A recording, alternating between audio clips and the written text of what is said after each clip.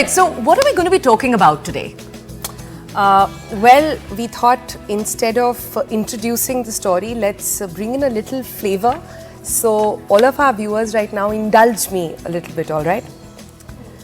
So, जीवन में एक सितारा था, माना वो बेहद प्यारा था, वो डूब गया तो डूब गया, अंबर के आनंद को देखो, कितने इसके तारे टूटे, कितने इसके प्यारे छूटे, जो छूट गए फिर कहाँ मिले, पर बोलो टूटे तारों को कब अंबर शोक मनाता है, जो बीत गई सो बात गई.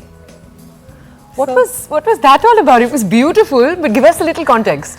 Well, these are the beautiful and gorgeous lines written by Harivansh Rai Bachchan, and this was just a teaser to get you in the mood for what we are all set to discuss today. From the Mahabharat to the Ramayana, storytelling has long been a part of India's culture and heritage. But in the recent years, it's experienced a resurgence and a new twist where you've got modern techniques, but also it stays rooted in some ways in its tradition. We've all heard perhaps of the traditional Kavi Sammelans, which were basically a precursor to what we're seeing today, modern day storytelling. But the big question, how are founders, how are poets making it into a profitable career option today? With the youth flocking to events like Jashn-e-Rekhta, which remember is scheduled to happen next month. Delhi loves coming out for the winter to enjoy that. You can even book your tickets now. To other things like the Kahaniya Showcase, spoken fests that are taking place across the country, bringing people out to watch them. Is there more to poetry and storytelling than just passion? Is it finally drawing out those huge crowds? It indeed is. Right. From Sylvia Plath to sort of Rupi Kaur to John Ilian to sort of Gulzar, the writers like Kumar Vishwa, storytellers like Priya Malik, Zakir Khan, the list is long. But poetry enthusiasts are in love with both the classic and the modern voices.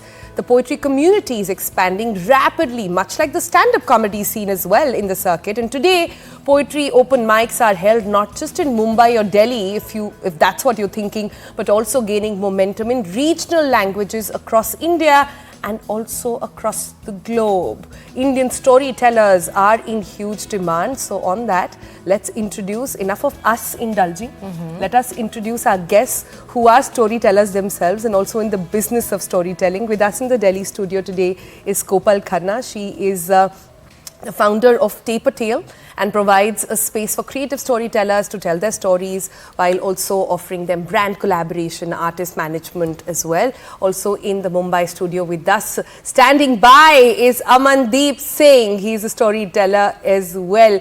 So Kopal, before we get into it, you know, storytelling is quite big in India.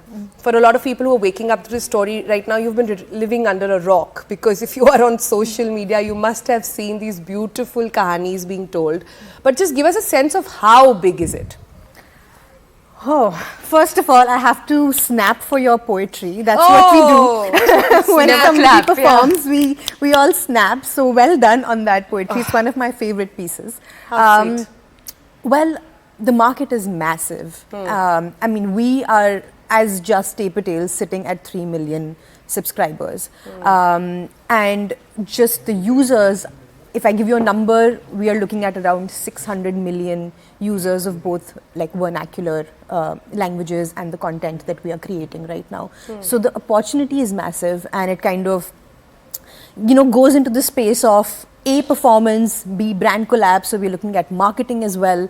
And then these are the writers and performers that go on to write lyrics and movies, right? So the opportunity and the market size is absolutely massive. Let's just go over to Amandeep now to understand what it's like to be a poet on one of these platforms. Amandeep, tell us, you have done multiple world tours, and you know, our audiences may not even realize this is something that people come out in thousands for to watch across the world. Can you tell us a little bit about your journey? So how you decided, because I know at one point you thought you were going to be an engineer. How did you decide this is the twist you're going to make? Tell us a little bit about that, and tell us what it takes to make poetry in the age of social media. Okay, yeah. So I guess most of us in our country start by being an engineer and then figuring out the rest of their lives. That has been the basics. So I started almost 6 to 7 years ago, and like any other middle class boy who thought that okay, there's some dreams that I need to follow, there's a passion that I want to go for. But honestly, as Kopal would know, and as you were mentioning, 6, 7 years ago, there wasn't any scene. So one fine evening, it's a pure story, an honest story. One fine evening, I hear this platform called Tail is organizing an event, and you can send your stories and go and perform there. So I write in my story, request that okay, I want to perform there. They accept my story. I go and perform, and I realize, oh my God, this is something I have been looking for. This is something I enjoy. And once the show was done, I remember very particularly, I walked up to Kopal to thank her, and she told me, Aman, ek kaam kar, job chhod de, hum ye karte hain. So we both laughed it out. And cut to a year later, after doing so many things, because that video actually went viral online. At this point of time, I guess it has some 10 million plus views on just YouTube. So that happened, and a year later, I just called Kopal and I'm like, Kopal, I've left my job, tell me what we should do. And that's how the journey started. I guess a bit of magic and belief and a lot of hard work, because when you're building up something which does not originally has a say in the place where you are from, you need to do your test and trial. So right now also, when we see that there are so many people who are trying to perform and so many people who are coming out to share their story, it feels so good, because it feels like, okay, we have started something and it's a journey that is only going to go upwards and upwards. Right, that's quite nice. Kopal, that's a true story that you said, chhod do naukri, and usne actually chhod di. We only do 2 stories. That's good to know. But you're a storyteller yourself. I am. And the rapid pace at which the entire sort of fraternity and community has grown, the audiences have also accepted, has been quite crazy. We've not seen something like that. But for viewers, just explain to them, what is the difference between, say, a stand-up comedy open mic versus versus what happens in storytelling sessions that you guys conduct? Right. So they're both beautiful art forms where people are coming and sharing, you know, I think emotions and stories, etc. When it comes to comedy, it's obviously funny, right? It's supposed to be one punchline after the other.